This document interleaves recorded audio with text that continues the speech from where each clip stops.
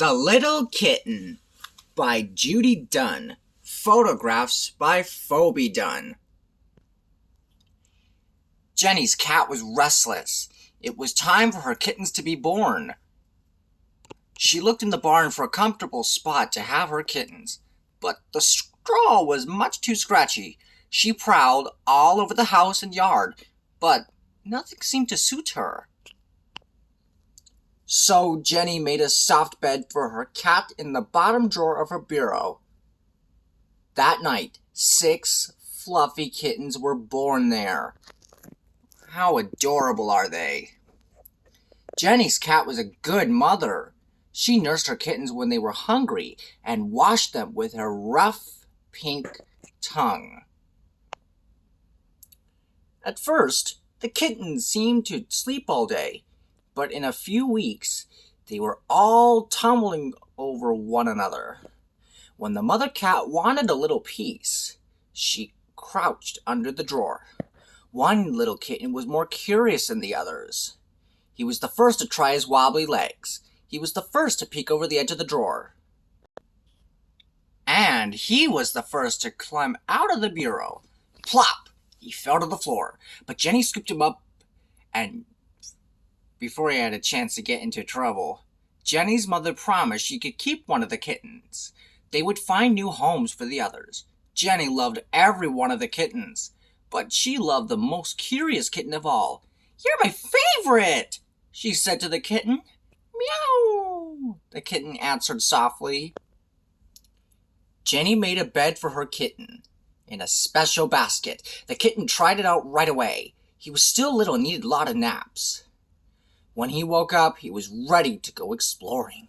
The curious kitten scampered through the house. He found Father's sneakers and tried to squeeze inside, but already he was too big to fit.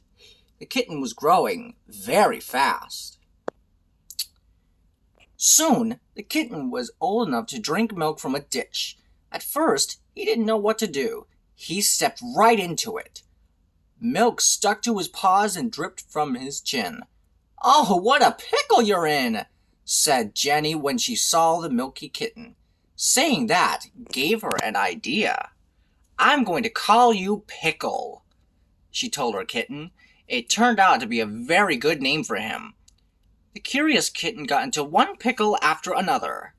One day he wanted to see what was inside a can of flour. What a mess that made! The pickle looked so funny. Jenny didn't even mind cleaning up after him. Jenny played with her kitten every day. One night, she gave him a catnip mouse. It made the kitten do silly things. First, he sniffed the mouse. Then he batted it, clawed it, licked it, chewed it, and rolled it around on the floor. Soon the mouse was in shreds, and the kitten was all tired out. Jenny let Pickle sleep in her bed just this once. The little kitten curled up beside her and purred. He was happy to be with Jenny. One sunny day, Jenny took her kitten outdoors. She wanted him to keep her company while she planted some flowers. Pickle tried to see everything she was doing. He kept getting in the way. Finally, Jenny picked up the kitten and put him in a flower pot. "Now stay there," she scolded. But Pickle was too curious to stay anywhere for long. He jumped out of the flower pot and set off on an adventure. Pickle wandered into the meadow, where he felt safe in the tall grass. He hardly knew where to look first. There were so many sights, sounds, and smells that were new to him. He discovered a turtle sunning itself on a rock, a praying mantis waiting to catch an insect, and 2 baby squirrels climbing a tree and chattering to each other. A baby rabbit was hiding under a mushroom. The rabbit sat very still and hoped that the kitten wouldn't notice him. Wild strawberries grew in the meadow. So did lots of flowers. The kitten watched a caterpillar inch up the stem of a Queen Anne's lace. Beyond the meadow, Pickle climbed into a woodpile. He found lots of hiding places in it. Then he tried to squeeze into an empty woodchuck hole, but got stuck halfway. Meow, meow, he cried. Jenny finally heard him and came to his rescue.